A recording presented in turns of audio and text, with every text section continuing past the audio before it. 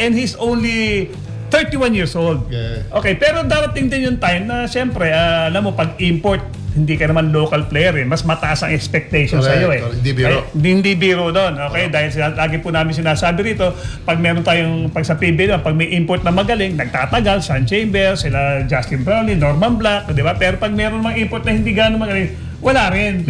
Pinapa-uwi rin kasi mataas din ang expectation sa isang import.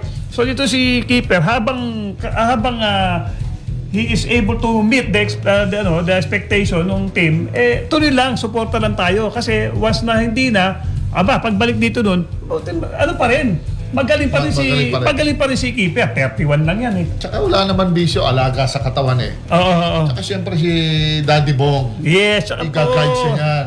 Tsaka siyempre, ba't naman hindi babalik si Keeper? Nagsimula yan sa PBA. Yes. Hindi naman yung iba na school pa lang, hindi pa nag-PBA. Isa naman, nag-PBA na eh. Di ba? Nagpaalam lang siya, nabigay siya ng go signal ng kanyang mother team and the PBA na maglaro abroad. So ako, babalik yan. Bakit hindi?